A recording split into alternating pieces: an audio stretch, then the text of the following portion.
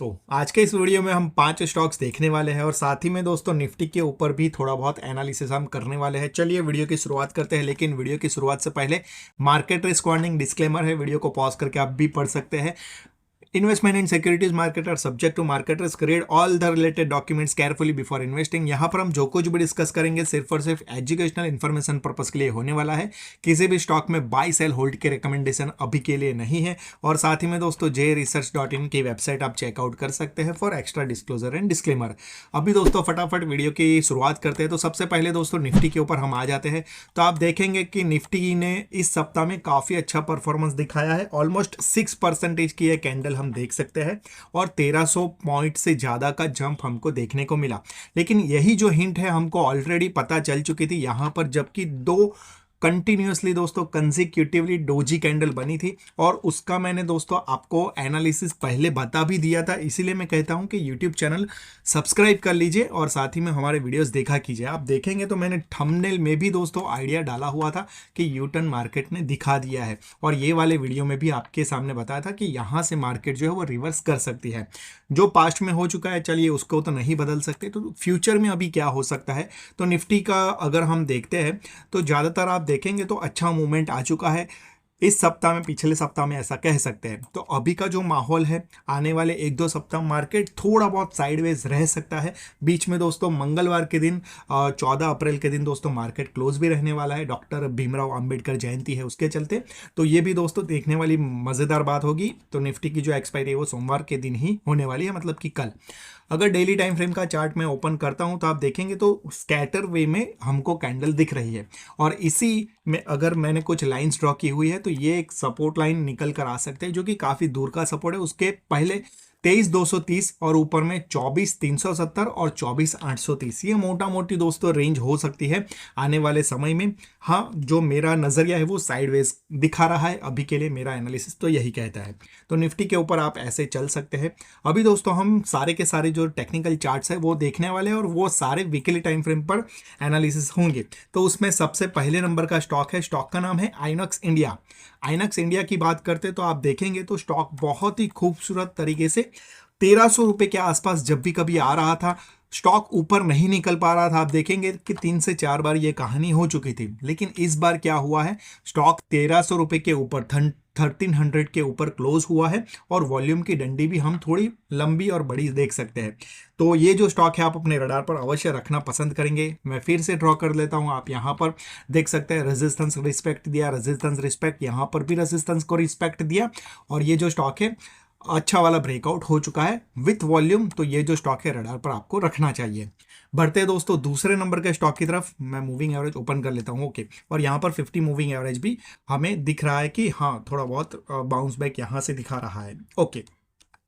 चलिए अभी दोस्तों दूसरे नंबर के स्टॉक की तरफ हम आगे बढ़ते हैं।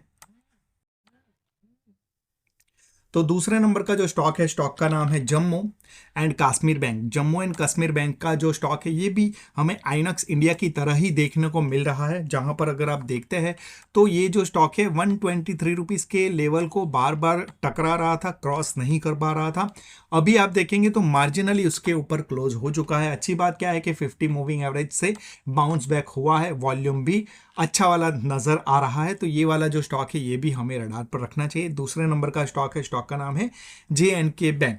तीसरे नंबर पर आता है दोस्तों सीमेंस इंडिया। सीमेंस लिमिटेड की कहानी भी आप देखेंगे तो ये जो स्टॉक है 3400 के आसपास मल्टीपल टाइम टकराया टकराया टकराया, लेकिन उसके ऊपर क्लोज नहीं हो पा रहा था। वैसे तो क्लोज अभी भी नहीं हुआ है, लेकिन हाँ आने वाले समय में रडार पर रख सकते हैं, क्योंकि इसी सप्ताह में मार्केट तो अच्छा रहा ही है, साथ ही में इस स्टॉक ने 50 मूविंग एवरेज को भी काटा है, वॉल्यूम भी पिछले सप्ताह से ज्यादा है। तो ये जो स्टॉक है ये भी हमें अपने रडार पर रखना चाहिए। स्टॉक का नाम है सीमेंस लिमिटेड।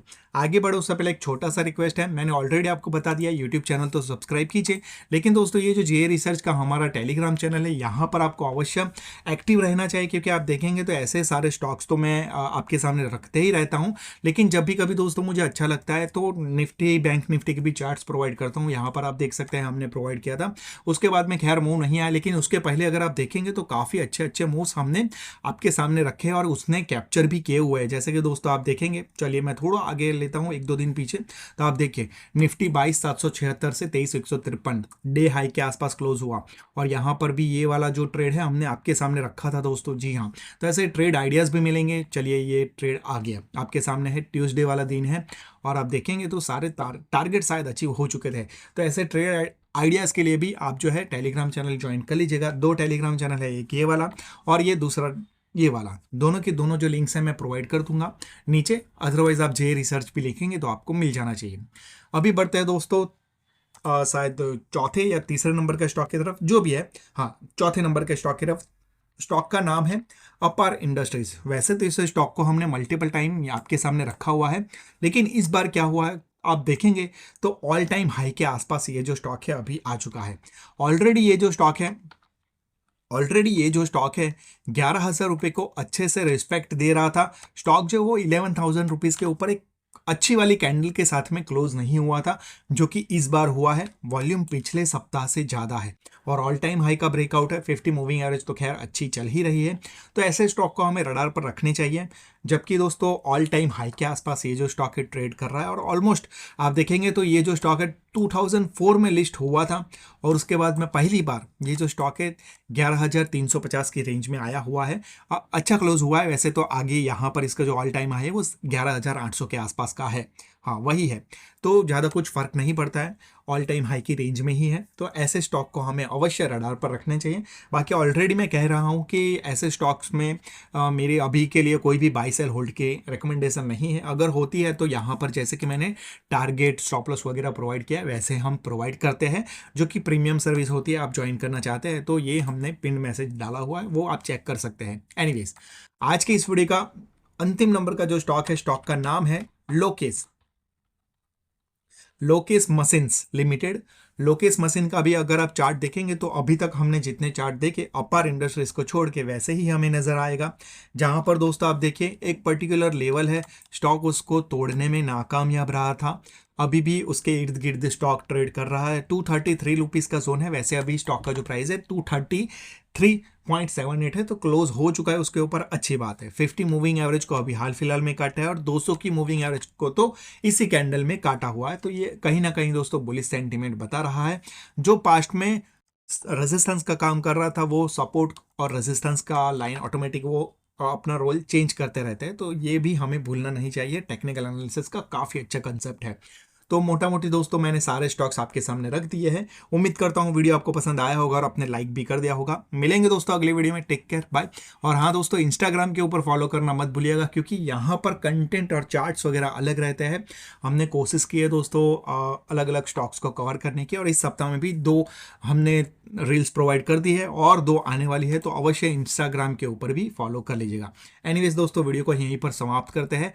ये डिस्क्लेमर है, वीडियो को पॉज करके आप फिर से पढ़ सकते हैं। Take care, bye.